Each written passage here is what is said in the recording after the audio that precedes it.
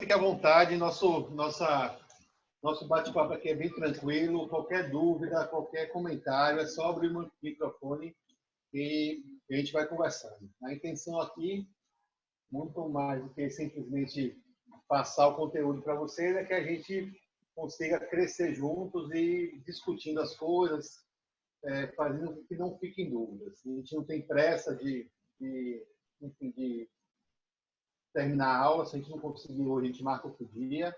O importante é que vocês entendam e vocês absorvam aquilo que a gente está passando, tá bom? Então, fique bem à vontade. Os outros já Certo, sabem como é que professor, funciona. obrigada. Bem, galera, ó, dentro daquela nossa sequência, a gente começou falando sobre o planejamento unitário, desculpa, sobre o planejamento total, né? Falamos de mandíbula, de maxila, fizemos aquela parte de básica de glútea. E hoje eu vou conversar com vocês, não sei se vai dar para terminar, mas espero que sim. A gente vai conversar um pouco sobre o planejamento do edenturismo unitário, né? E nosso foco principal hoje vai ser falar do unitário em área estética, né? Já que boa parte dos conceitos aplicados na área estética, a gente transpõe para as regiões que não são estéticas, né? E a gente sabe também que houve uma ampliação dessa área estética, né? O que a gente falava antigamente, incisivos, caninos, hoje, a depender da amplitude do sorriso do paciente, até a região de premolar pode ser considerada uma área estética, né? Então, esse conceito de a gente restringir a área estética de canino a canino, ou só na bateria anterior, ou só na região superior, esse conceito a gente tem que combater um pouco, né? E começar a trabalhar todo o implante como se fosse um implante de um incisivo central. Tem que buscar a excelência em qualquer implante que a gente for fazer, né?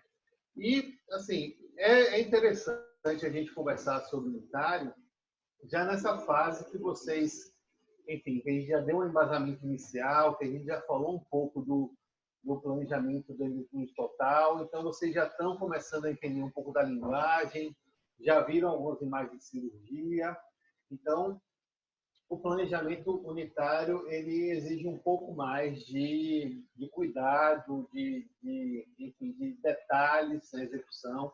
Então é importante, assim, é interessante a gente falar já quando a turma já tá caminhando, tá bom? Então vamos dar início aqui. Ó, veja essas fotos, né? Essas fotos elas mostram casos de insucesso no edenturismo unitário, né? Região central. E aí é tudo o que a gente não quer que aconteça com a gente, né? Tudo o que a gente vai fazer, a gente vai buscar maneiras de que situações como essa não ocorram no nosso consultório, na nossa prática clínica, né? E o principal fator que leva à falha desses implantes, ou em falha nesses casos, são erros de planejamento, diagnóstico e execução. Tá bom? O edenturismo unitário ele tem um desafio muito grande a resolução desses casos, porque muitas vezes a gente tem a referência do que é perfeito ao lado. Não é um protocolo que você vai refazer todo o padrão estético, funcional, vai reabilitar tudo com uma prótese dentro do gengival. No caso unitário, muitas vezes o paciente tem toda uma situação equilibrada do ponto de vista funcional e estético e tem a ausência de uma unidade. Então, a expectativa para a reposição daquela unidade é que ela chegue o mais próxima possível do que é natural. Então, isso torna esse tipo de reabilitação um desafio muito grande para nós, enquanto dentistas. Então, para que a gente consiga resolver bem um caso como esse não, no caso desse unitário, primeiro, a gente tem que identificar bem a condição óssea do paciente, a gente tem que saber diagnosticar a condição desse paciente, Em função dessa condição óssea, a gente vai planejar qual o nosso objetivo do ponto de vista protético. Lembre que eu já falei para vocês de planejamento reverso, né? O que é o planejamento reverso? O planejamento reverso é um conceito que já tem um tempo na endodontia, mas ele é um dos mais importantes, que ele prega que primeiro a gente realize o planejamento da reabilitação protética. Então, primeiro a gente planeja o nosso dente, os nossos dentes. O nosso objetivo final. O paciente não quer um parafuso de titânio, ele quer reabilitação, ele quer dente, quer função, quer estética, quer fonética. Depois de planejar um dente, nós vamos determinar quais os caminhos para poder chegar nesse objetivo. Então, diagnóstico, planejamento reverso e execução. Essa é a sequência que a gente tem que executar para falhar o mínimo possível, para poder otimizar nossos resultados. Tá bom? Outro detalhe também que é importantíssimo, que eu acho que vocês já estão começando a absorver essa filosofia, é que os nossos implantes, a instalação dos implantes envolve um nível de responsabilidade muito grande, né? O implante não é uma terapia reversível, né? Ou, na maioria das vezes, você reverter um insucesso, ou você tentar corrigir uma condição inadequada, gera um prejuízo muito maior do que o paciente tinha inicialmente, do que a situação inicial do paciente, né? E quando a gente fala do edito unitário, isso aí vai para níveis críticos, né? Então, vamos imaginar uma situação como essa. Uma situação como essa. Se a linha de sorriso desse paciente for baixa, estiver nesse nível, o caso está lindo. Você tem uma clínica bem feita, uma cor que está harmônica, enfim, é um caso que ele pode passar desapercebido. A gente pode considerar como um caso bem assim, satisfatório, entre aspas, claro. Porém, à medida que a linha de sorriso do paciente vai subindo, o problema vai aparecendo, né? Então, aqui a gente vê claramente que houve um erro de diagnóstico, porque claramente esse paciente tinha um defeito ósseo de espessura, principalmente nessa região, espessura óssea insuficiente, né? Então, foi realizado um diagnóstico inadequado. E segundo, uma falha no planejamento, né? Porque eu não sei nem se houve, na verdade, porque, sinceramente, eu acredito que ninguém ia planejar um dente desse tamanho, né? Uma coroa com esse perfil. E uma execução, tudo isso associado a uma execução também inadequada, porque aqui a plataforma desse implante está nesse nível. Aqui você tem um disfarce do componente protético e aqui você tem um dente extremamente longo, né? Então, é uma condição totalmente inadequada. Da mesma maneira, ó, esse caso. Veja onde é que está a plataforma do implante e onde está ausente desses dentes vizinhos. Existem outros problemas aqui, enfim, mas se a gente for analisar a compatibilidade da posição desse implante com essas coroas que esse paciente apresenta, a gente vê que não existe nenhuma chance disso aí dar certo, né? E aquilo que eu estava conversando com vocês, como é que a gente corrige situações como essa, né? Como é que você reabilita esses pacientes, né? Aí vem aquilo que eu falei para vocês, a responsabilidade da instalação dos implantes. Muitas vezes, a remoção de um implante como esse, ou remoção de implantes como esses, são a única solução para esses casos, do ponto de vista estético. Se o paciente tiver uma linha de sorriso alta, não tem como isso aqui ficar bom de jeito nenhum. Não tem como fazer nenhum tipo de enxerto gengival, de tecido ósseo, que você garanta o recobrimento dessa estrutura e que você devolva ao paciente ou proporcione ao paciente um resultado estético favorável. Então, muitos desses casos só podem ser resolvidos com a remoção desses implantes, né? E a remoção desses implantes pode ser simples ou pode ser complexa, né? E aí a coisa pode complicar. Você pode simplesmente colocar a chavinha de inserção e reverter. É uma possibilidade para você remover esses implantes.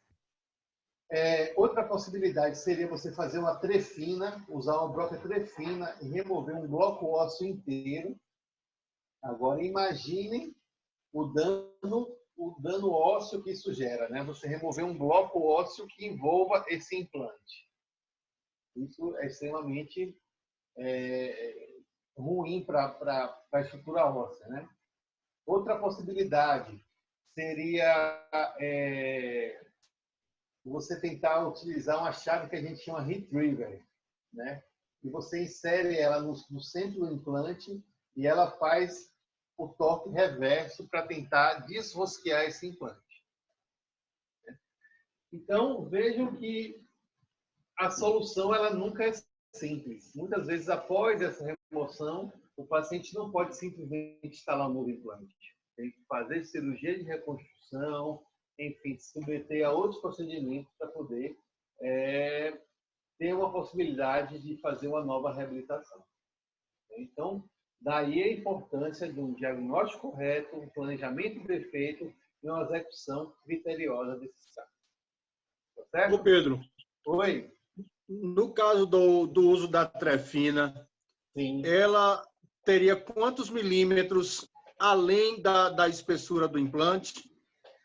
E no caso do uso dela, se a gente já faria um enxerto ósseo de imediato, como é que a gente faria isso? É isso. A trefina, Gel, hoje, ela é a última opção para remoção de implantes, tá bom? Eu não sei se todo mundo conhece a broca trefina, mas ela tem aquela broca, parece um copo, né? Ela é oca e a intenção dela é abraçar o implante e o osso, e também o osso que está circundando esse implante e remover todo o bloco ósseo. E ela tem que ser mais ou menos compatível, o mais próximo possível do diâmetro do implante, para que esse dano ósseo, entre aspas, seja o menor possível, né? Então, é uma broca extremamente traumática, já. Então, a última opção que a gente utiliza hoje em dia seria a trefina, né? Porque justamente minha pergunta, Pedro, é assim, se a gente tiver uma espessura suficiente, a gente usando a trefina, colocando um pouco de osso ali, não teria como fazer um implante com um implante um pouco mais largo? Não, isso aí, o defeito que a trefina gera praticamente inviabiliza a colocação do implante imediato. Pronto, é isso que eu queria saber. Não, o defeito é tão violento que a gente deixa de ter essa possibilidade. Aí seria a situação de você fazer um preenchimento, fazer uma regeneração óssea, usar uma membrana para reconstruir, enfim, para no segundo momento, se for o caso, colocar o implante. Ou se não, esperar cicatrizar até para o tecido mole fechar, para no segundo momento fazer a instalação do implante, né? Hoje, as principais opções são: você abre o retalho, pega uma broca, uma fresa o mais delicada e fina possível e começa a remover o osso ao redor do implante, né? E aí vai tentando desrosquear esse implante, né? Essa broca, essa chavinha retriever, ela pega no centro do implante e faz o movimento. À medida que você rosqueia ela faz a força reversa para remover o implante, né? Então, você desgasta um pouco o osso ao redor do implante e vai tentando desrosquear com essa broquinha retriever, com essa chavinha retriever. Essa é a técnica que atualmente ela é menos traumática para que a gente remova os implantes quando isso for necessário, gerando o menor dano ao tecido ósseo possível. Eu estou olhando aqui na internet sobre a broca, que eu não conhecia, a broca trefina. Ela tem várias medidas, não é isso? Exatamente. É como se fosse um joguinho de chaves, né, de broquinhas. Isso. Pois Porque tem a 3, e foi o que já falou aí. isso. Não tinha condições de você, por exemplo, dependendo do tamanho do implante instalado, colocar um implante maior, É isso, porque na verdade é o seguinte, mais largo. vamos pensar um implante, Dai, plataforma regular, um HE, um básico. Ele vai ter 13,75 de diâmetro no corpo e 4,1 na plataforma, certo? Para você usar uma broca, para você conseguir uma trefina, ela vai ter que ter o diâmetro maior do que 4,1, que é a plataforma. Senão ela não passa. Entendeu? Então, imagine que a gente vai para um defeito aí de 4,5 para cima. Então, para você instalar entendeu? A conta sempre é a mais. Então, certamente, se você tivesse muito volume ósseo, você vai gerar um defeito enorme. Se você tiver um volume ósseo justo, esse defeito você vai deixar de ter uma parede ou até duas paredes desse rebordo. Então, fica quase inviável, a não ser que tenha muito osso e você queira ou tenha a possibilidade de colocar um implante extremamente largo. Mas, geralmente, não é a situação, não.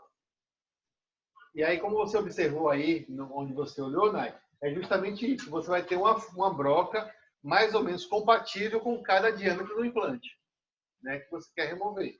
Aí você tem que adequar o diâmetro da broca ao diâmetro do implante para remover a menor quantidade de osso possível. Certo?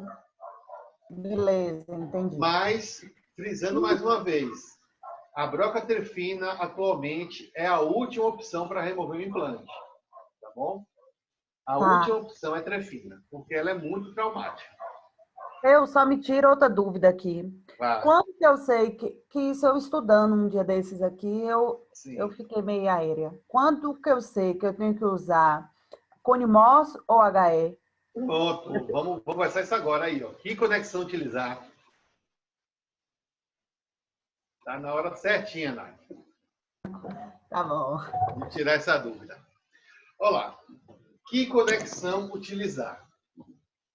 Como a gente também já discutiu, o hexágono externo foi o ponto de partida da implantologia moderna, né? Tudo começou com o hexágono externo. E como eu falei para vocês também, a implantologia ela foi criada para reabilitar aqueles pacientes inválidos orais. Os implantes dessa forma clássica, eles não foram desenvolvidos para reabilitar editulismo unitário, né? Como a coisa foi dando certo com o editulismo total, com o protocolo, aí foi se avançando para parcial, unitário, foi se ampliando a utilização desses implantes. Mas esses implantes clássicos não foram criados e desenvolvidos pensando na reabilitação unitária. Então, o que é que isso gera? O que é que isso, enfim, o que é que isso implica, né? Só para a gente dar uma lembrada da forma do implante hexágono externo clássico, né? Onde na plataforma do implante a gente tem o espelho, que é essa parte lisa, e a gente tem o hexágono propriamente dito. Essa aqui é a imagem do hexágono externo. Olha lá. Uma coisa que eu já conversei com vocês é que antigamente esses implantes, e algumas empresas ainda têm esse implante dessa maneira, eles vêm com o montador. Sempre que a gente tem um montador, existe o risco de deformação do hexágono, se essa força de inserção for muito forte. Lembra que eu falei que quando tem montador, a força de inserção é transferida da catraca ou do contraângulo ao implante através do montador, né? O hexágono, na função inicial do hexágono, isso também já conversei com vocês, era servir como ponto de apoio para que esse parafuso, entre aspas, pudesse ser rosqueado, né? Então, vamos imaginar o implante como um parafuso, não pode ter uma fenda, não pode ter aquela cruzinha, a Phillips, então tem o hexágono. Então, o ponto de apoio da força era o hexágono, e essa força era transferida da catraca por implante através do montador. Então, sempre existia um risco de deformação se essa força fosse muito, muito elevada. Com o tempo, as empresas desenvolveram a chave de torque interno. Então, eu já conversei com vocês que hoje a gente utiliza implantes de hexágono externo com o torque interno, ou seja, a força é feita no centro do implante. Então, não tem mais risco de deformação. A grande questão é o seguinte: como eu falei para vocês, os implantes de hexágono externo foram desenvolvidos para essa situação, para as próteses múltiplas, inicialmente para os protocolos. E qual a característica dessas próteses? Nessas próteses, os implantes eles ficam ferulizados, ou seja, eles trabalham em grupo. Nessas próteses do protocolo, existe uma barra metálica, né, que une todos esses implantes. Então, eles trabalham em conjunto. No caso do edentulismo unitário, o implante ele trabalha isoladamente, né? E essa é uma das grandes dificuldades da gente utilizar o hexágono externo para edentulismo unitário. Vejam bem vocês. A grande questão foi o seguinte: como eu acabei de falar, o hexágono, inicialmente, a função dele era ponto de apoio para a força de inserção do implante. Foi sendo utilizado para protocolo, foi desenvolvido para protocolo, foi utilizado para parcial. Quando chegou no edentulismo unitário, a gente começou utilizando implantes de hexágono externo para edentulismo unitário. Só que se você simplesmente colocar um componente protético, o mesmo componente protético que é utilizado para protocolo, sobre esse hexágono, esse componente é como se ele fosse oco. Ele apoia só no espelho do implante. Só que como a prótese protocolo ela é ferulizada, isso não tem problema, porque como é uma barra única, o sistema se mantém travado. Se esse componente liso for utilizado sobre o hexágono, a gente vai dar o torque nessa coroa, mas com o tempo, com a incidência das forças mastigatórias, esse parafuso ele vai tender a folgar e essa coroa vai afrouxar, né? Então, baseado nisso, para solucionar esse problema, o que é que se fez? O implante tem hexágono externo. Vou imaginar que a minha mão é hexágono externo. Para solucionar esse problema do afrouxamento do parafuso, criou-se, na base do componente protético, um hexágono interno. Então, na base do componente protético, tem um hexágono interno. E ele encaixa sobre o hexágono externo. Então, essa sobreposição desses hexágonos gera um travamento a esse movimento rotacional. Então, o hexágono externo passou a ser utilizado como mecanismo de travamento da prótese. Começou a ser utilizado como um sistema antirrotacional. Certo? Então, por isso que vocês vão ouvir falar, né, que sempre que vocês forem fazer uma prótese unitária sobre o implante hexágono externo, é necessário um componente com antirrotacional. Ou seja, com um hexágono no componente protético, que irá encaixar sobre o hexágono do implante e, com isso, promover um travamento do sistema. Então, esse mecanismo é um sistema antirrotacional utilizado para quando se faz hexágono externo em edentulismo unitário. Certo? Todo mundo, abra o microfone aí e me fale se eu consegui passar bem essa ideia para vocês. Conseguiram entender esse mecanismo antirrotacional? Deu para entender, sim. Entendi.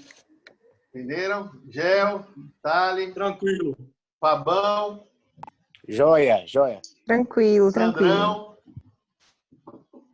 Então, beleza. Beleza, meu rei. Pronto, esse é um conceito importante.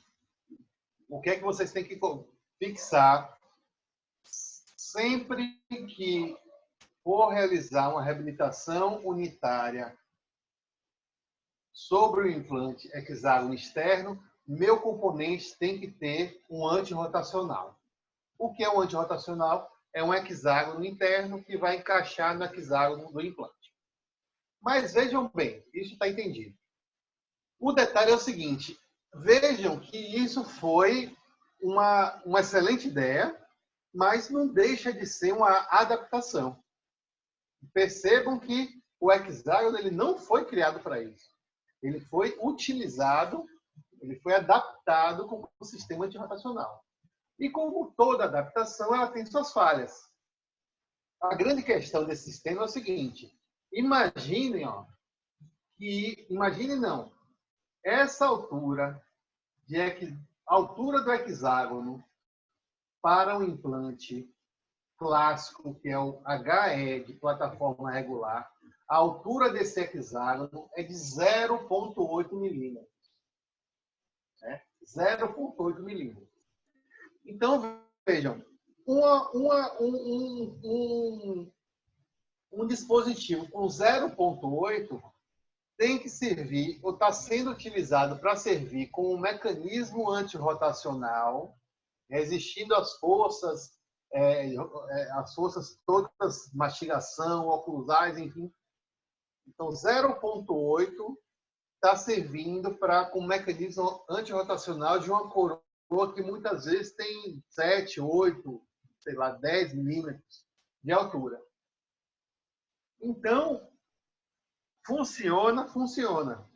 Mas hoje a literatura já existe como é que se diz? Um consenso na literatura de que existe um maior risco, não estou dizendo que sempre vai ocorrer, mas existe um maior risco de afrouxamento dessa coroa quando a gente faz implantes unitários com hexágono externo. Então, essa adaptação de utilizar o hexágono como mecanismo antirrotacional funciona. Mas a gente tem que estar consciente de que, eventualmente, essa coroa, com o tempo, pode afrouxar, pode folgar devido a uma sobrecarga nos componentes. Ô Pedro, entenderam isso? Na tua prática, isso realmente tem acontecido? Ou você não tem usado ele? Então, isso acontece, Miguel. Isso acontece. Então, daí vem uma coisa que hoje já está definido para a gente. É errado você fazer hexágono externo para unitário? Não. Está correto, você pode fazer. Entendeu? Mas você tem que estar consciente que você vai ter um risco maior de, em algum momento, essa coroa afrouxar. Né? E se isso acontecer, o que é que faz? Simplesmente você tira... Aí tem dois detalhes, aí já tem mais um detalhe. Se você fez uma prótese parafusada, o problema ele é só o inconveniente do paciente ir no consultório, você ter que tirar a resina, acessar o parafuso, apertar, colocar a resina e mandar o paciente embora. O inconveniente é esse. Se foi realizada uma prótese parafusada. Se a opção for por prótese cimentada, cada vez que o provisório, que a prótese folgar, muito provavelmente você vai perder a coroa. Porque a coisa mais difícil que tem é você remover uma prótese cimentada sobre um pilar de implante. Né? Então, para resumir a história, é o seguinte. Hoje, a gente já tem mais ou menos uma definição de que Para unitário, edenturismo unitário, a nossa primeira opção são implantes de conexão interna, né? Principalmente, atualmente, a gente utiliza o cone Morse, né? Então, devido a esse problema do afrouxamento do parafuso, a nossa primeira opção para edenturismo unitário, seja na área estética ou na área posterior, são os implantes de conexão interna, principalmente o cone Morse. Tá bom? Ah, Pedro, eu trabalho com HE, só quero trabalhar com HE e não vou mudar minha vida, tal, quero fazer HE em tudo. Faça. O que eu não recomendo, né?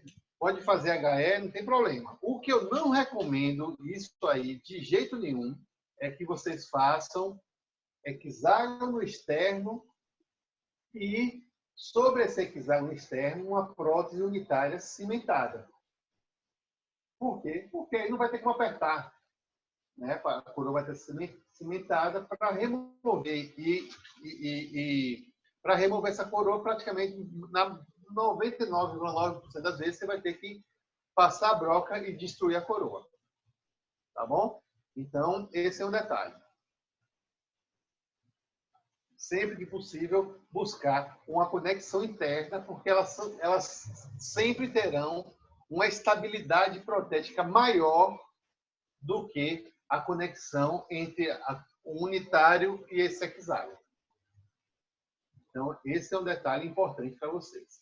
Olha lá, aquela questão que eu falei para vocês da altura, né? 7 milímetros de altura desse hexágono não vai resistir, né?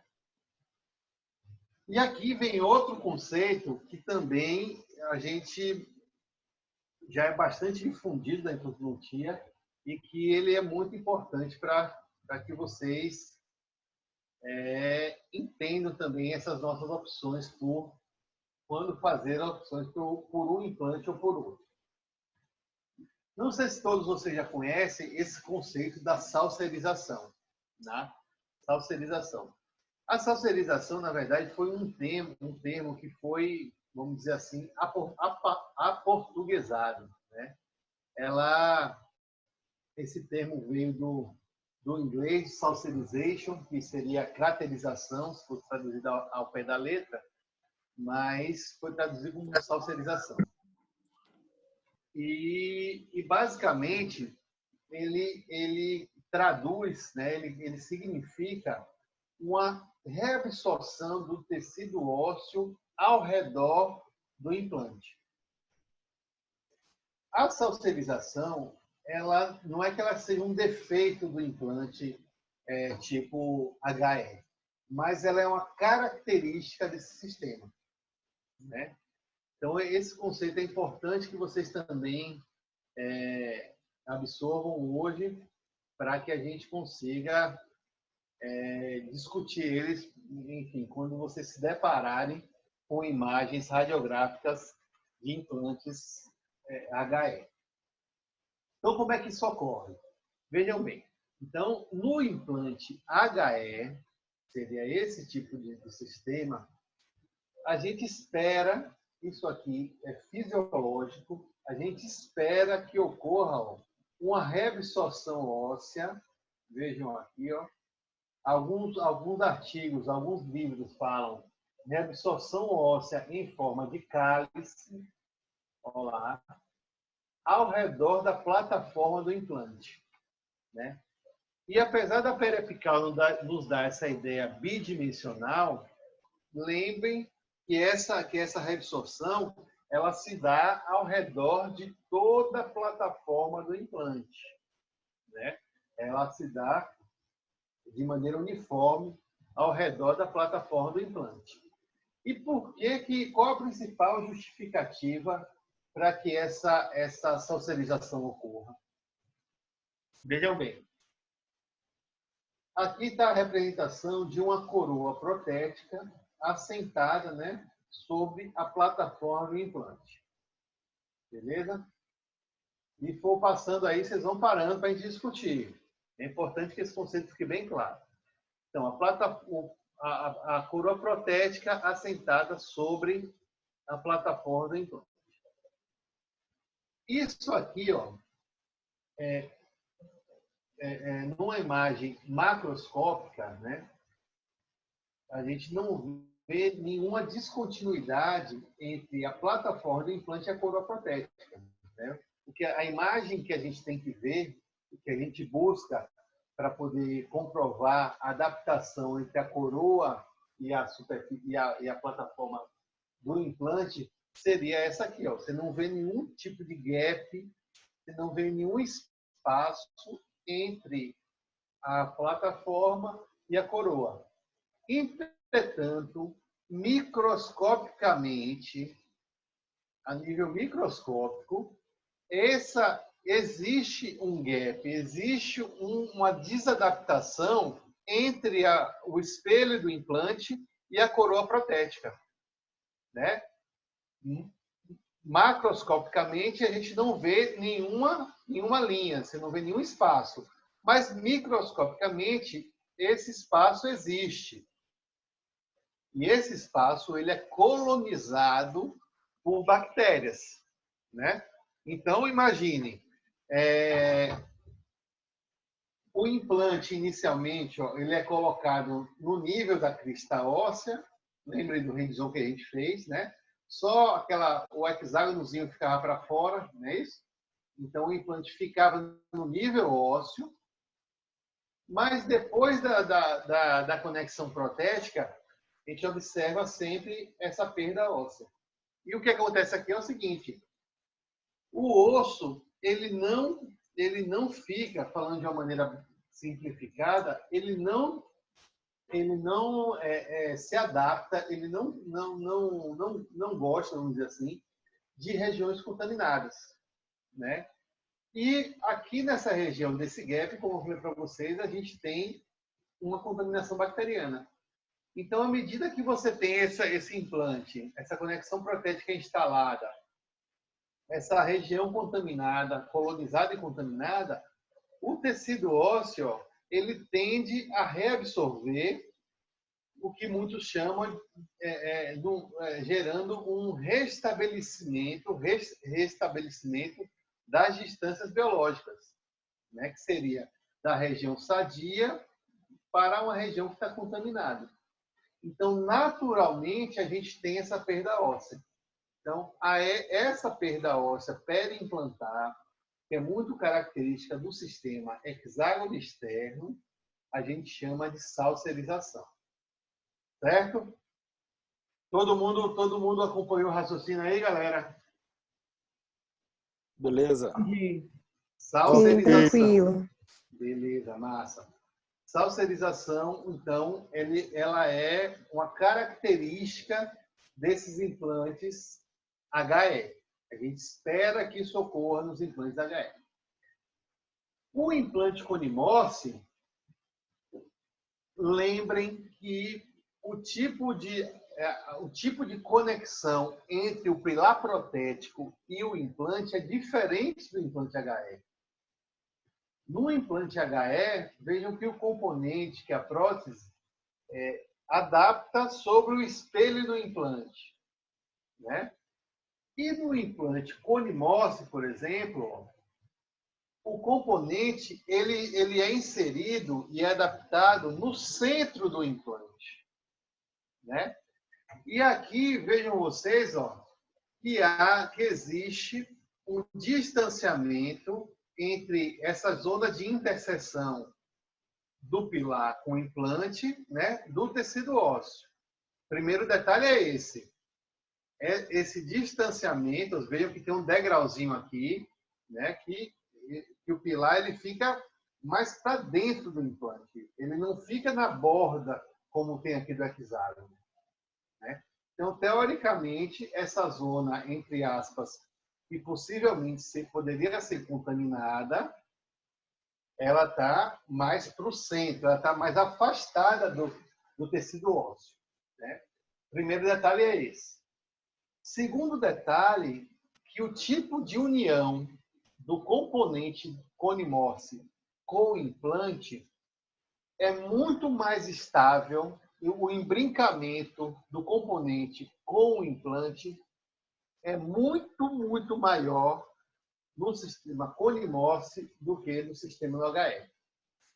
No HE, essa inter-relação se dá através de uma compressão feita por um parafuso. Então, vou imaginar uma coroa aqui do lado direito, esse HE. Você instala a coroa e aí você vem com um parafuso que passa pela coroa e vai prender no centro do implante. Então, esse parafuso é apertado e comprime, né? Estabiliza essa coroa sobre o implante. Então, é a fricção, é uma justaposição, né, do parafuso da coroa no implante. Ele retém. Beleza. No componente Cone-Morse, a relação é totalmente diferente, né? Você tem paredes que têm divergência, a parede do Cone-Morse tem uma divergência específica, tá bom? A parede do componente acompanha essa angulação do implante Cone-Morse, né? E à medida que você insere o componente no centro do implante, existe o imbricamento da parede do implante com a parede do componente. E essa união, que justamente sob uma angulação definida, específica, é que se dá essa união do tipo Morse. Entendeu? Essa união do tipo Morse, ela é tão estável, esse imbricamento entre as paredes com essa angulação específica, ela é tão estável que alguns autores falam em uma solda a frio, em uma união extremamente estável, né? Sendo assim, esse gap que existia na interseção da prótese com o implante, no caso desse Cone-Morse, essa união é tão estável que praticamente deixa de existir, né? Então, essa contaminação que existia aqui, ela praticamente não existe aqui no implante Cone-Morse, por esses dois motivos. Primeiro, está mais para o centro do implante, e segundo, essa união ela é tão próxima, tão, enfim, brincamente, tão violento, tão rígido, que não permite a existência de gaps que sejam passíveis de contaminação, né? Então, o que a gente espera do implante Cone-Morse é isso aqui, ó. Além de não ter essa reabsorção óssea ao redor da plataforma, muitas vezes você tem até o crescimento de tecido ósseo sobre a plataforma do implante. E isso se mantém estável a longo prazo. Tá bom? Então vejam que a relação até do tecido ósseo ela é diferente. E o que acontece? O que acontece? Se a gente pensar, como eu frisei no início, que essa reabsorção ela se dá ao redor de todo o implante, imagine a gente colocar um implante HE numa região anterior da maxila, o paciente, uma paciente com linha de sorriso alta, uma paciente com uma espessura óssea, entre aspas, limitada, mas que permite a instalação do implante, sem exposição de rosca, mas, enfim, sem uma sobra de tecido ósseo muito grande, você consegue instalar o implante tranquilo. Aí você vai e coloca... E um fenótipo gengival fino, quer dizer, aquela gengiva bem delicada. Se você instalar um implante HE um paciente com essa característica, você vai correr um risco muito grande de ocorrer essa salserização, você ter essa perda óssea periimplantar, né, na plataforma do implante, que é esperado no implante HE, né? E aí você pode ter até uma retração, uma recessão gengival, gerando uma exposição da plataforma, em um caso mais extremo, né? Ou um simples acinzentamento do tecido gengival periimplantar, né? Por translucidez, você pode ter essa plataforma visível. E isso pode gerar um dano, no mínimo, uma dificuldade, um dano estético para esse paciente que certamente seria indesejado, né? Então, baseado nessas colocações, nessas observações, atualmente também a gente recomenda que casos envolvendo situações estéticas, que a gente dê preferência aos implantes de conimorfos, né? Por quê? Porque eles tendem a ter uma estabilidade tecidual periimplantar a longo prazo e vai dar suporte longitudinal a essa estética que a gente busca. Tá certo? Então, são essas razões biológicas que nos fazem fazer a opção por implantes conimorfe, como a gente está falando hoje, em unitário e também nas regiões estéticas. Um conceito que também que eu acho interessante, que a gente tem que, na verdade, a gente não pode se iludir, é o seguinte: muitas pessoas atribuem ao implante conimorfe uma responsabilidade que a gente não pode dar a ele. Esse é um detalhe importante. Não é porque o implante é conimorfe que você vai ter uma estética, né? Não é porque você vai ter que você vai instalar um implante conimorfe que a estética vai ser favorável em qualquer caso. Não é isso, né? Você pode ter uma estética excelente com implante HE. Você pode. Se ele for bem planejado, bem executado. A questão é que, do ponto de vista biológico, a instalação de um implante conimorfe tem esses fatores que são mais favoráveis pela estabilidade tecidual. Mas a estética do seu caso não vai ser garantida pelo tipo de implante que a gente determine para aquela região. Tá certo?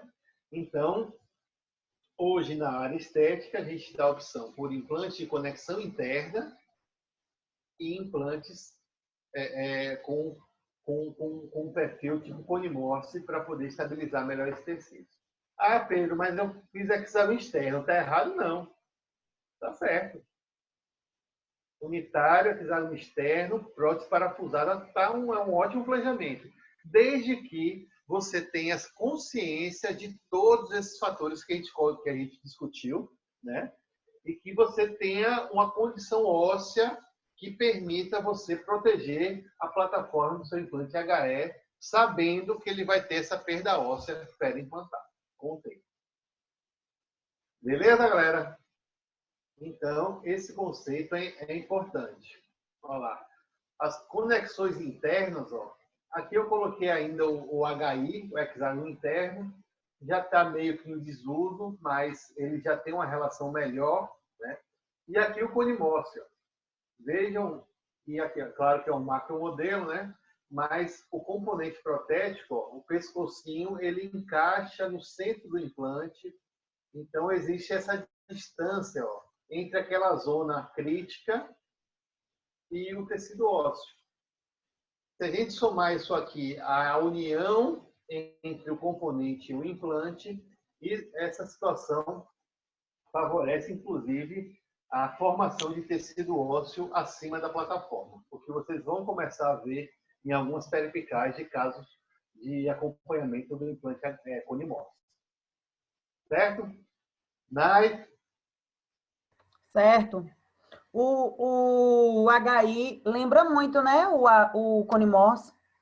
O HI, ele é melhor que o HE. Ele tem a conexão dele é interna, né? A estabilidade é a relação do componente com o implante, é no centro do implante, mas hoje o conimorfe ele superou o HI. O HI não foi tirado de linha ainda, mas praticamente já não é utilizado no dia a dia, não. E qual é a desvantagem do HI? Na verdade, assim, ele tem menos resoluções protéticas, né? E O Conimos, ele ganhou o mercado de uma maneira, né, que meio que ofuscou o HI, né?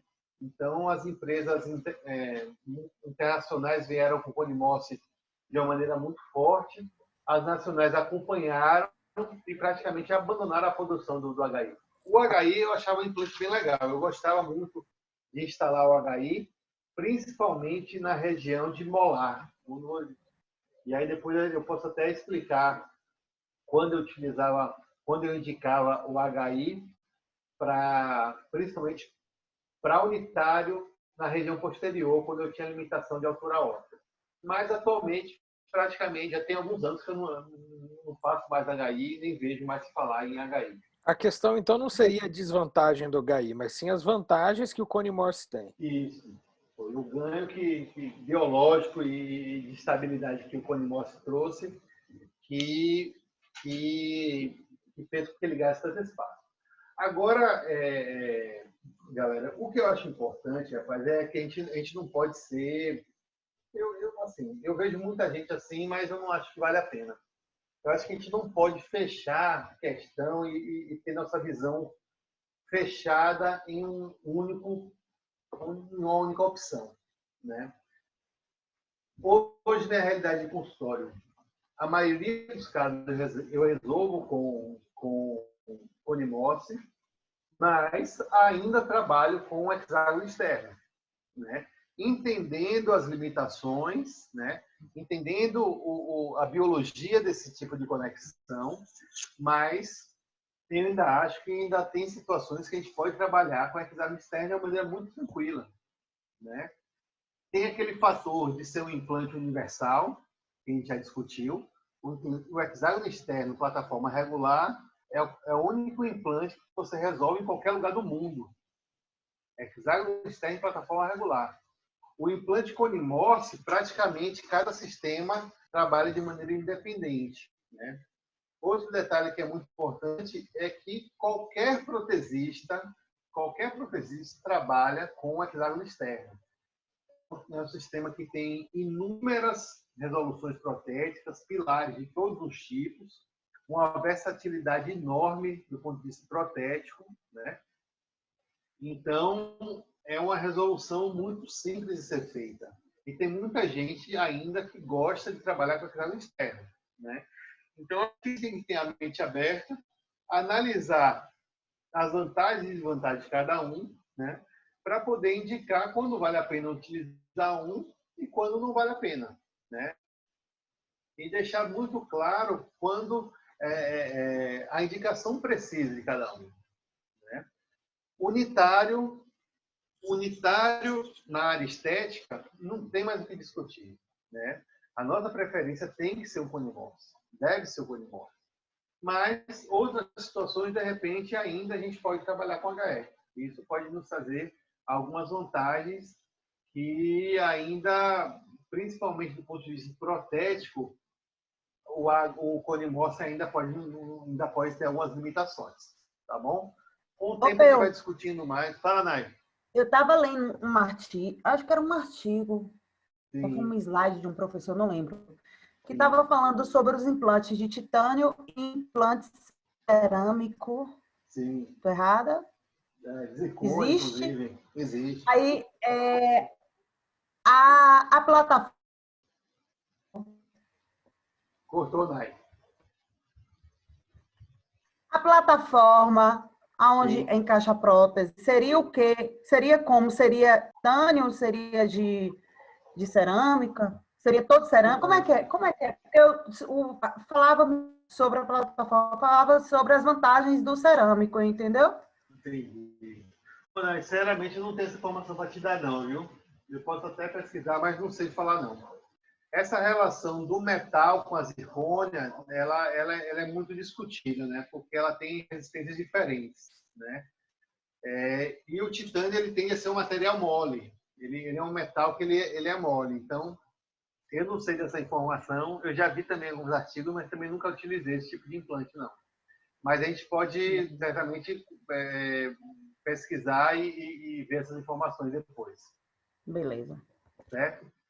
Não vou arriscar falar nada, porque, sinceramente, eu não entendo não tenho vivência com isso, não. Então, meu povo, vamos entender os sistemas e aproveitar o melhor de cada um, né?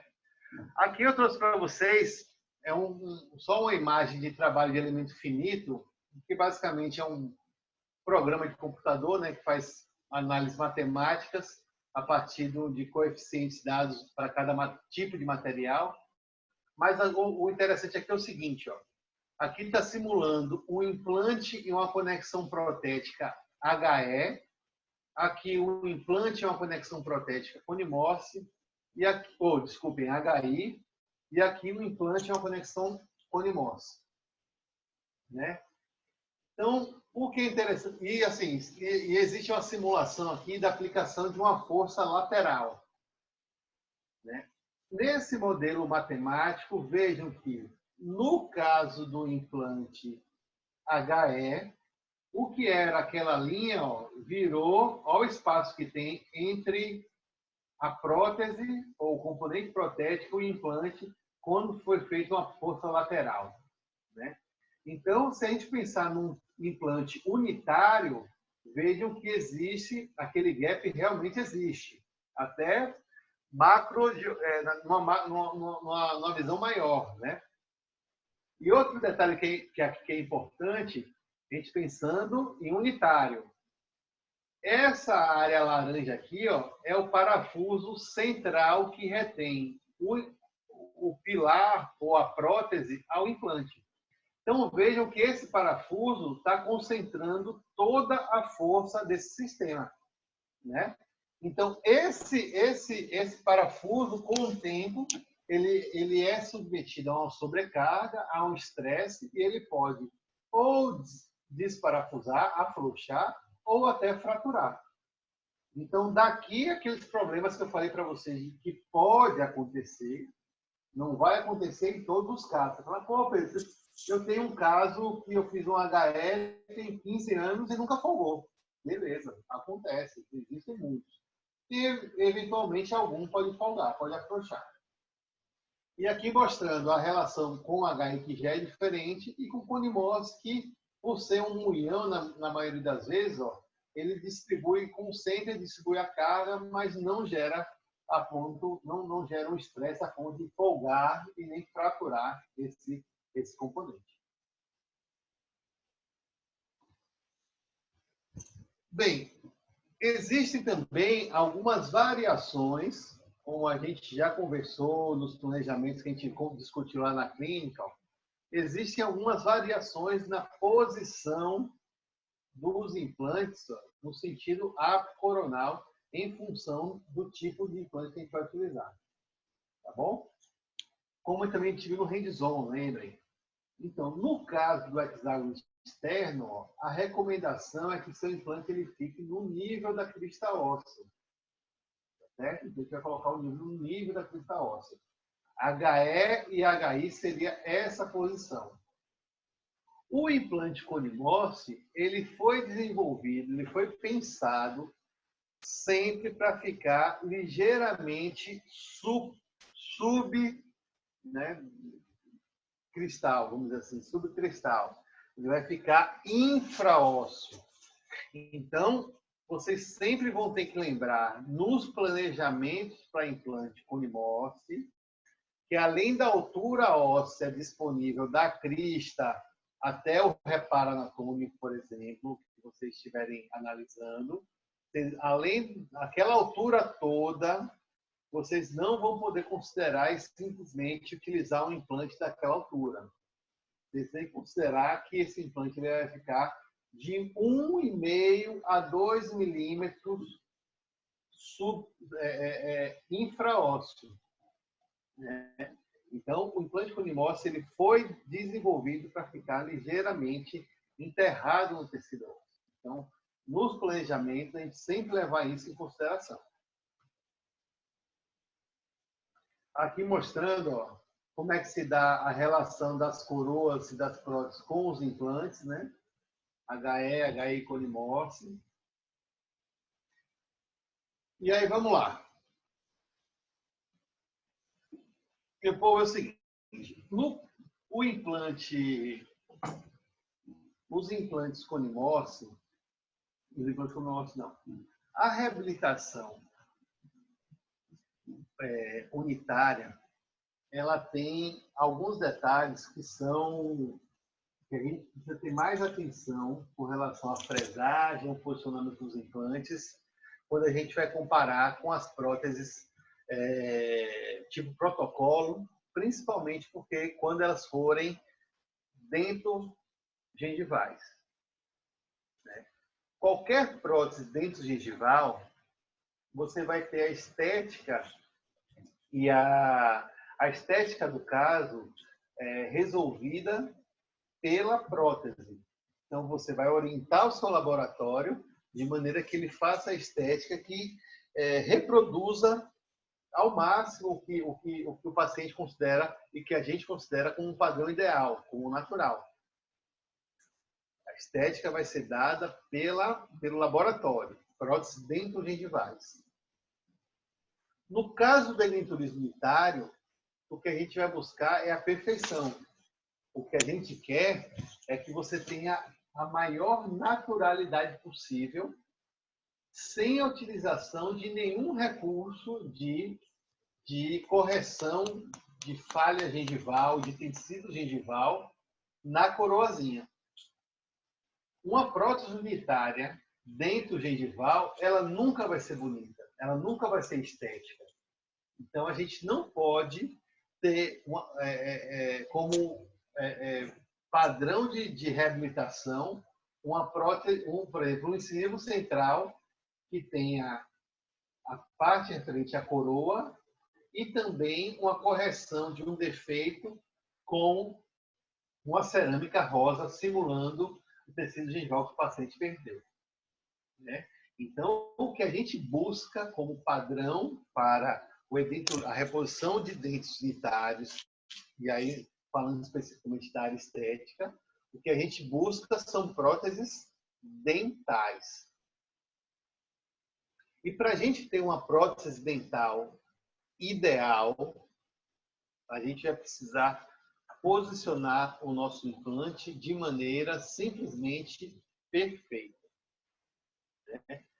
O desafio para você fazer um implante, um incisivo central de uma paciente com a linha de sorriso alta e com os dentes todos rígidos, os dentes vizinhos, é imenso. Né? E pensem que, nesses casos, nós vamos ter uma posição tridimensional ideal para instalar nosso implante.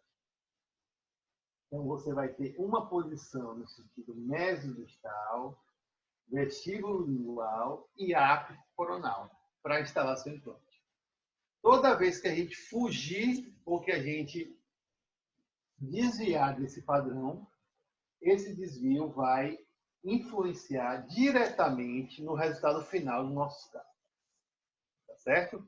Então, o que a gente vai criar aqui são os parâmetros para poder realizar a nossa cirurgia de uma maneira mais previsível possível. Tá certo? Primeiro detalhe, posição apicoronal do meu implante. É aquela velha história, até onde meu implante vai, aonde eu vou parar com o meu implante. E esse conceito ele foi desenvolvido já na época que a gente trabalhava só com hexágono externo. Tá bom? Então, vejam, na época que a gente trabalhava com hexágono externo, já se sabia que a gente teria que deveria haver uma distância de 3 milímetros entre a margem gengival do guia e a plataforma do implante. Então, vejam que a referência não é a crista óssea. Eu não vou parar meu implante aonde a crista óssea está. Não. Eu vou parar meu implante, se for HE, esse implante ele vai parar a 3 milímetros da margem do guia cirúrgico. Então, eu estou dando algumas informações para você. Pedro, mas eu não faço HE mais e região estética. Beleza. A gente vai, a conversa vai além. Mas é um ponto de partida. Vamos imaginar, se eu estiver trabalhando com HE, eu já sei que meu implante vai parar 3 milímetros da margem do guia. Beleza. Existe alguém que imagina ser possível fazer um implante em área estética unitário, sem guia cirúrgico? Não tem como. Então, se a gente quer trabalhar com previsibilidade, é obrigatório fazer um guia cirúrgico bem feito. Né? Quanto maior a exigência estética, mais importante o guia se torna. Né? E não é qualquer guia cirúrgico. O seu guia cirúrgico, ele tem que reproduzir exatamente o que você tem como objetivo da sua reabilitação protética. Né? Se é o guia cirúrgico, se é a margem do guia que vai me dizer onde eu vou parar meu implante, como é que esse guia ele pode ser feito sem seguir um padrão ideal? Né? Então, a gente tem que estar muito atento ao laboratório para conferir esse guia, conferir a posição do zênite, relembrando que é zênite. Zênite é o ponto mais alto da margem gengival. Então, a gente tem que ter a certeza que o zênite está na posição correta, tá bom? Porque essa vai ser a nossa referência no transoperatório, da onde a gente vai parar nosso implante. Certo? Então, isso é fundamental. Fundamental. Muitos desses casos, inclusive, antes de mandar fazer a acrilização do guia, o ideal é que você mande o laboratório fazer um enceramento, que a gente confira esse enceramento, aprove o enceramento, para só depois mandar acrilizar o guia. Certo? Então, pronto. Se for hexágono externo, a plataforma vai ter que parar 3 milímetros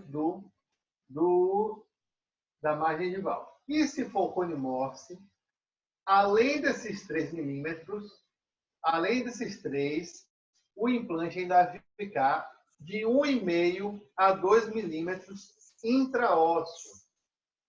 Então, seu implante ainda vai ficar de 1,5 a 2 milímetros enterrado no tecido ósseo.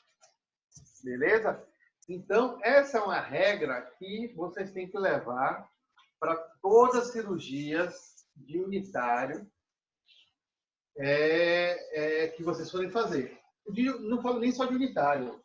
Para toda prótese dental que vocês quiserem fazer, vocês vão ter que utilizar essa regra. Por que eu falo isso? Porque se vocês forem fazer uma prótese parcial e quiserem só dente, o que acontece muitas vezes, vocês vão ter que trabalhar cada implante, cada pilar dessa prótese parcial, como se fosse unitário.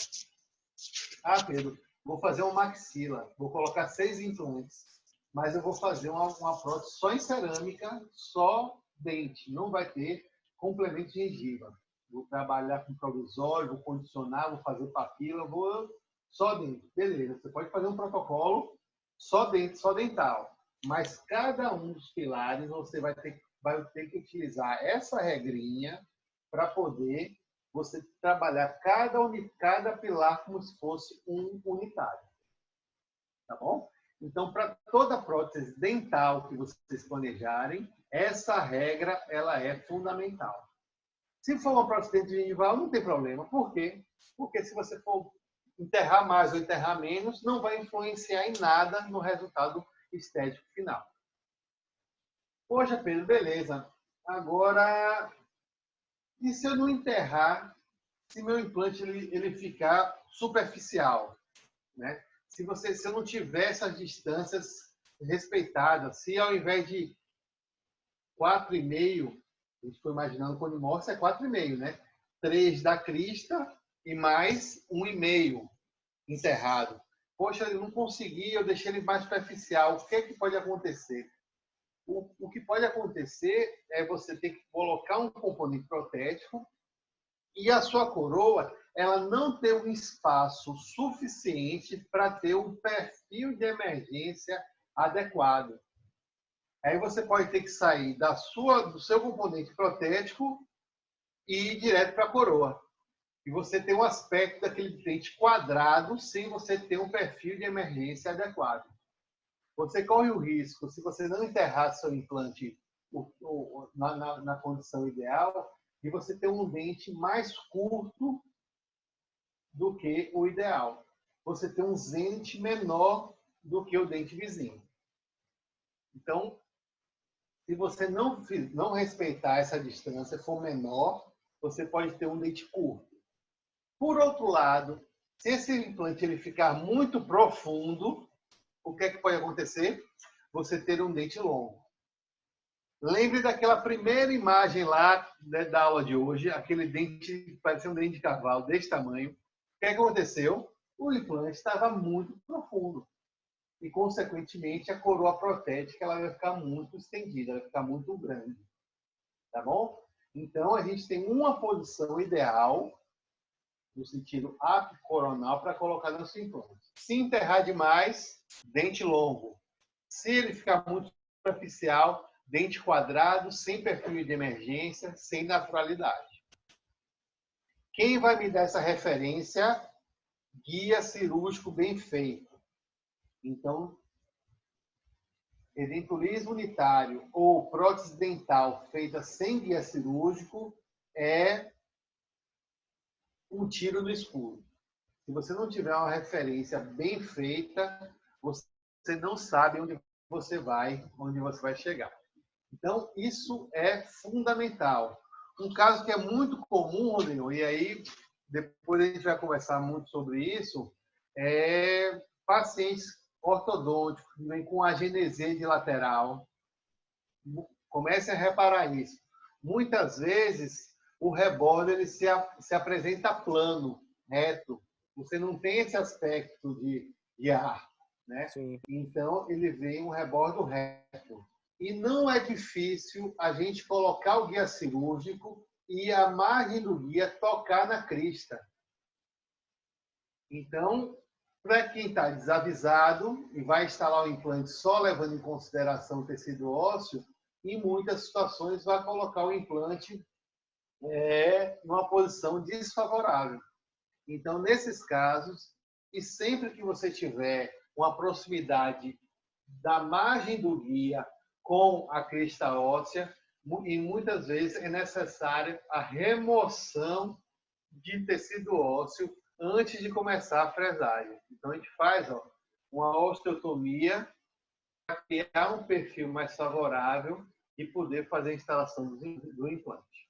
Tá bom? Ô, Pedro. Então, Oi, meu querido. No caso, uma paciente que precisa fazer um aumento de coroa, um aumento gengival. Isso, excelente. Tá? A gente faz ela prévia antes de instalar o implante, então? Isso. Aí vale tanto para essa situação que você falou, Rodrigão, como para outras situações que o paciente precisa fazer correções. Se o paciente vai fazer uma gengivectomia, ou gengivoplastia, vai fazer aumento de coroa clínica, se a paciente está com uma condição insatisfatória em diversos aspectos, essas correções elas devem ser feitas de maneira ideal antes da posição do implante, né? Porque se você vai mudar as referências do sorriso da paciente como um todo, você não pode posicionar seu implante numa referência que não vai ser a correta. Então, muitas vezes você vai ter que fazer aumento de coroa, vai fazer provisórios, vai fazer uma série de coisas antes de você conseguir estabelecer um padrão ideal para colocar seu implante. Eu perguntei porque eu tenho uma paciente minha antiga de consultório que ela fraturou, parece que fraturou não, trincou o incisivo central, que ela tem uma coroa e núcleo. Só que ela é uma paciente que precisa fazer um aumento de coroa antes de colocar o implante, porque eu imaginei que se extraísse a raiz e colocasse o implante no nível ósseo que ela vai estar, provavelmente eu não teria condição de depois de fazer um aumento de coroa para ficar estético. O raciocínio é exatamente esse. Se você fizer como ela está agora, você vai posicionar seu implante buscando uma coroa exatamente igual à que ela tem agora. Entretanto, esse não é o padrão ideal. Né? Beleza. Então, se já está no radar isso tem que ser conversado, tem que ser esclarecido, porque uma vez o implante colocado agora, se daqui a um ano ela quiser mudar, infelizmente não vai ter jeito. Ou vai ter que remover o implante, tererê, daquela história toda que a gente começou, o que não é o ideal. Então, isso tem que ser muito bem esclarecido, muito bem planejado, né? Porque o implante ele a cereja do bolo. Ele tem que chegar no momento que a condição já esteja toda equilibrada para que sim, só vocês cheguem e façam aquele toque final que é o implante. Eu até falei para ela, era para eu ter feito esse aumento de coroa já uns 2 anos atrás. Só que vai enrolando, enrolando, enrolando, até que o dente parece que trincou, porque soltar um núcleo daquele tamanho com coroa do nada não solta. Não solta, é difícil. Você vê uma margem de uma trinca, não chegou a fraturar, mas você já vê aquela trinca do dente que você sabe que ali vai abrir. Isso. Entendeu? Então Rodrigo, aumento de coroa, reabilitação protética, clareamento, posição de zen, tudo isso tem que ser feito antes do planejamento do implante. Porque a gente precisa ter referências definidas e dentro de um padrão ideal para poder instalar nossos implantes. Então, o raciocínio é exatamente esse que você fez aí. Olha lá, e para a gente tratar pacientes na região estética ou que tem uma exigência estética muito grande, é interessante a gente avaliar o paciente como um todo, né? Tem um livrinho, que é um livrinho já antigo, mas muito interessante, que chama Fatores de Risco em Endodontia. E que ele dá uma série de critérios para você avaliar o paciente e, em função desses critérios, você define qual o risco daquele paciente. Se é baixo, alto risco, médio risco e tal. E no caso da paciente em área estética, isso é muito importante, né? A gente criar esses critérios para poder saber onde a gente está pisando, né? A primeira coisa que a gente Pedrão, tem que avaliar... de quem que é esse livro? De quem que é esse livro? É Frank Renoir e Bo Ranger. É um livro já antigo, eu até tenho ele. Se vocês me lembrarem, eu até levo nesse módulo para vocês darem uma olhada. Beleza. É um livro bem legalzinho, fininho, assim, mas é muito interessante porque ele estabelece uns critérios que são importantes para a gente, para avaliar o risco de cada paciente. Nessa região especificamente falando da questão da estética, aqui está restrita a área de canino, mas como eu falei para vocês, a gente pode estender mais para posterior essa área de sorriso, de risco estético, mas enfim. Uma das primeiras coisas que a gente tem que observar, isso na primeira consulta, o paciente falou, não, vim aqui para botar um implante, estou com o dente fraturado, ou tenho ausência, tenho uma adesiva, quero substituir o implante, tal. Começou a conversar, a gente tem que começar a analisar esse paciente.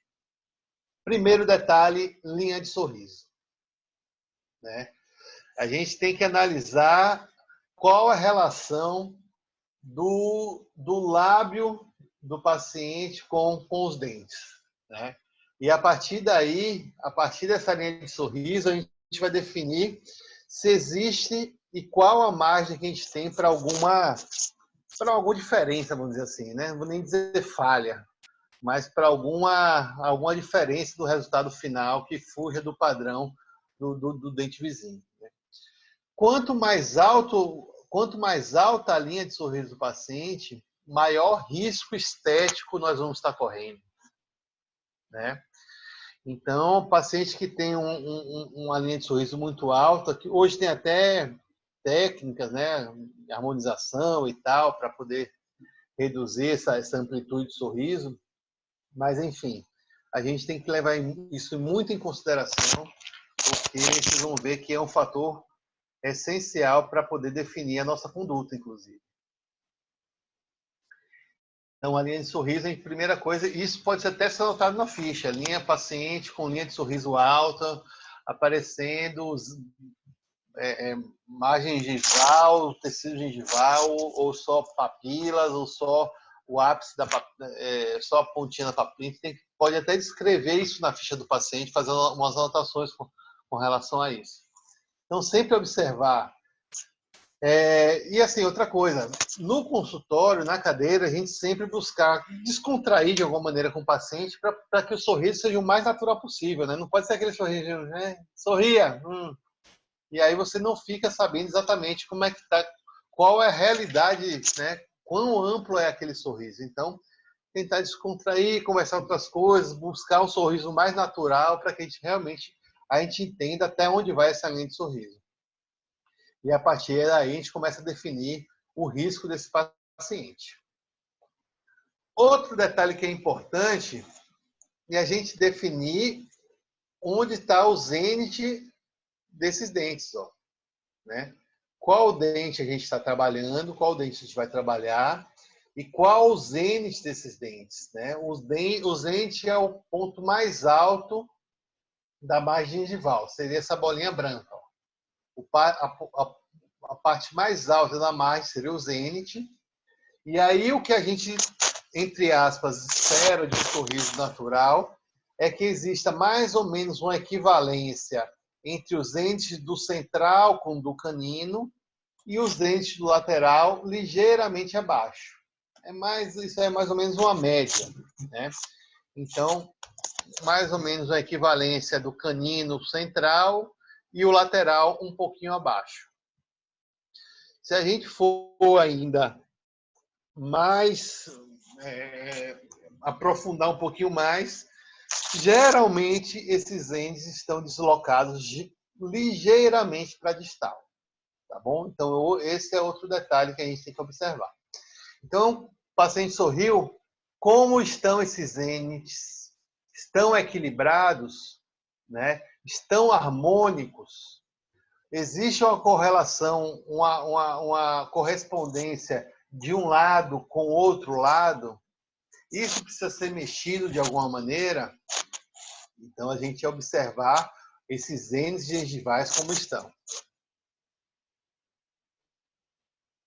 Outro detalhe que é importante, posição das papilas. Ô, Pedro. Oi, nego.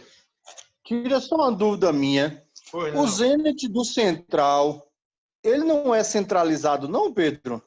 Rapaz, se for para ser muito chato, ele é ligeiramente distalizado também. Coisa de nada, mas um pouquinho para distal. Ele sempre tem um pouquinho para distal. Gel. Pronto.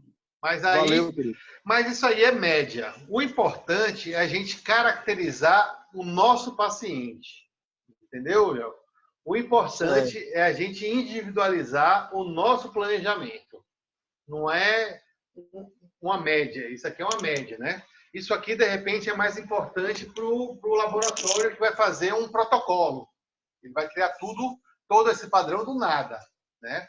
Para nós que estamos trabalhando com padrões de cada paciente, o interessante é a gente avaliar a condição do paciente e, a partir daí, estabelecer se está com um padrão natural, se precisa alguma intervenção para poder harmonizar e se é possível a gente alcançar aquele padrão com o nosso implante. Se é possível ou não. Como buscar aquele padrão com a nossa reabilitação.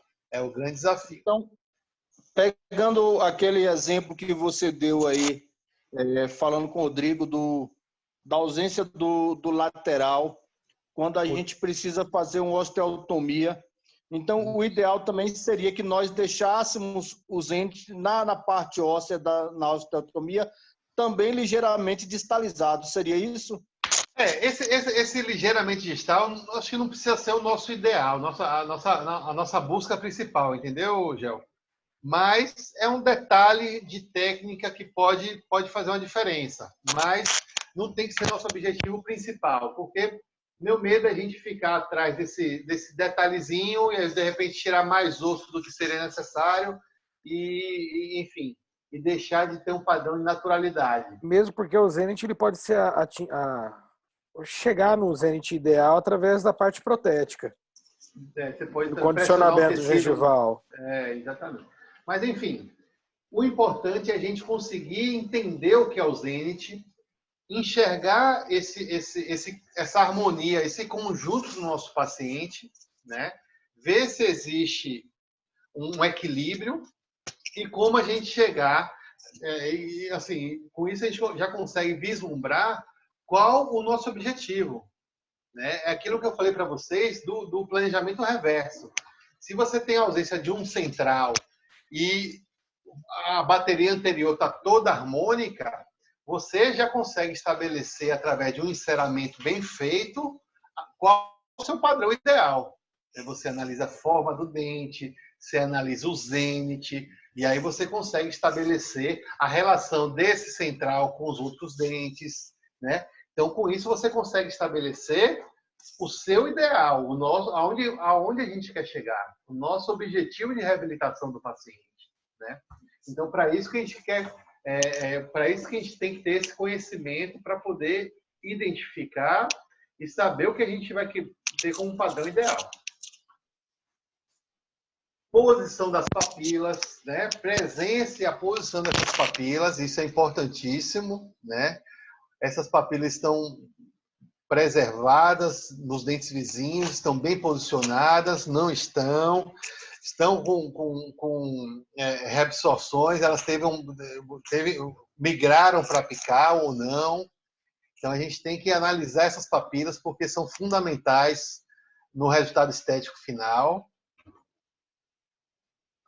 O contorno gengival, meu povo, aquela famosa, né, forma em arcos, isso dá um resultado estético, isso é fundamental no resultado final, né?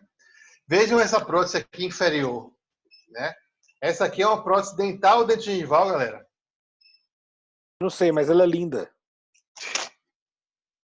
Prótese dental ou dente gengival? Dental. Dental. Do ponto de vista estético, do ponto de vista de osso-integração, esse caso é um sucesso ou insucesso? Sucesso, aparentemente. Aparentemente. Sucesso. Se você quiser morder e puxar uma carroça, aí puxa. Osso integrado até onde não pode mais. Mas tá horrível. Do ponto de vista da implantodontia, insucesso. Se a gente for levar em consideração apenas relação implante-osso, lindo, perfeito. Reabilitação com implantes envolve osso-integração, estética, fonética, função. Né? Então, é um conjunto de fatores. Dentre outras coisas, o que faltou aqui, papila, contorno gengival, forma em arcos.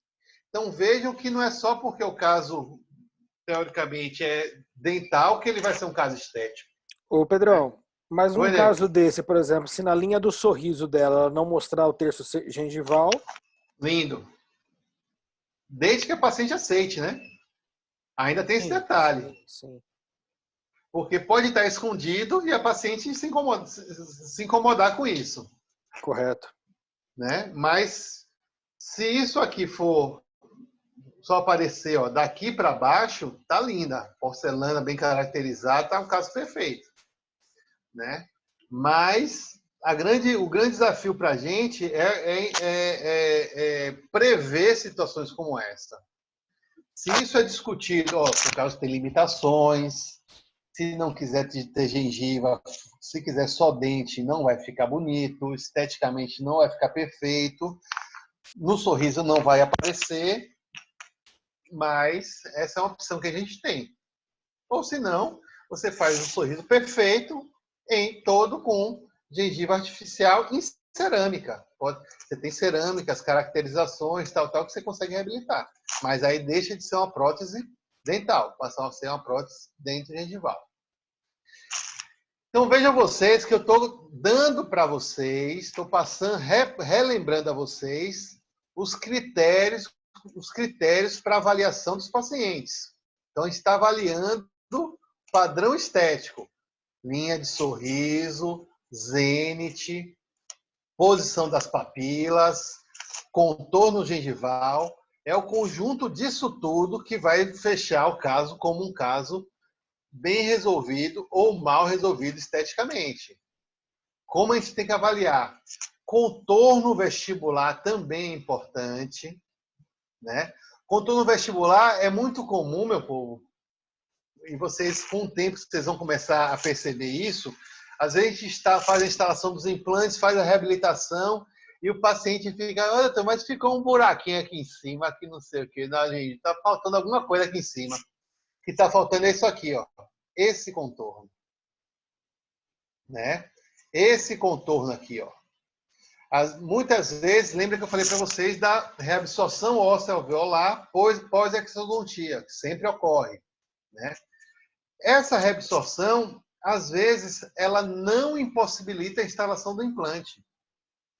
Muitas vezes o paciente teve uma reabsorção, mas mesmo assim a gente conseguiu instalar o implante. Mas, devido a essa reabsorção, houve uma perda óssea desse volume vestibular, desse contorno vestibular.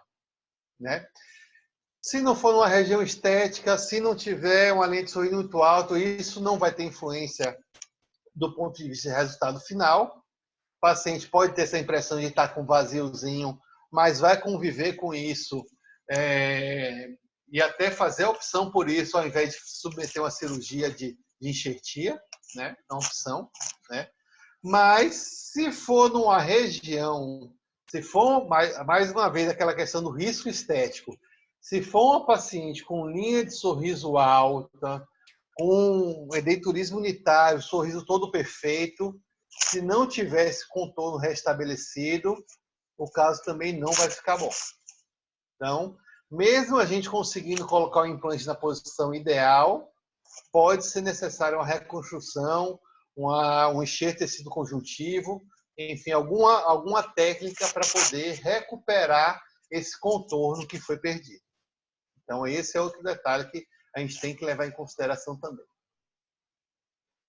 Vejam quanta coisa a gente está falando. Outro detalhe importante, forma dos dentes do paciente. Será que isso influencia na nossa reabilitação ou no que a gente espera da nossa reabilitação? Influencia. É muito mais fácil você restabelecer forma de arco, presença de papilas em pacientes com dentes quadrados do que dentes retangulares. É muito mais difícil você conseguir que essas papilas estejam preenchidas, que esses espaços estejam preenchidos por papilas em situações como essas versus situações como essas. Mais uma vez, avaliação do risco estético do nosso paciente. Linha de sorriso alta, dente triangular. O que acontece? Risco grande da gente não conseguir um preenchimento total dessa papila. Certo? Vejam quantos detalhes. O que é que vocês acham desse caso? Bora, meu povo, acorda, daqui a pouco a gente acaba. Em relação à altura? Reabilitação. Implante dos dois centrais. Ficou bom. Poderia a papila entre os centrais estar um pouco mais baixa, mas... Exatamente. Coroa, cor, pigmentação, caracterização da cerâmica, forma do dente, tudo lindo. O que é que faltou? Papila. Faltou só essa gengivazinha, ó, chegar até aqui, ó. Não, até aqui, né? Até aqui tá bom. Vamos exagerar, né? Até aqui. Dentes longos são sempre mais difíceis de serem reabilitados, né? O que é que se fez aqui de maneira também muito boa, com excelência? Se fez uma caracterização, né, para disfarçar um buraco negro que poderia ficar aqui. Ao invés de ter um ponto de contato, ó, foi realizada uma área de contato. E aqui muito bem caracterizado, escurecendo um pouco, para disfarçar o que faltou aqui de papila. Certo? Então, comecem a reparar em congressos, os casos mais bonitos sempre vão ser dentes mais quadrados, porque é mais fácil da gente obter a estética nesses casos. Então, fiquem atentos também em avaliar a forma do dente dos pacientes de vocês. Pai, galera, o negócio rendeu, viu? Acho não, a gente vai ter que... Não vale a pena começar nesse tópico aqui, porque não vai ter como terminar. Já são 10 para as 9. Então, vamos parar hoje aqui nesse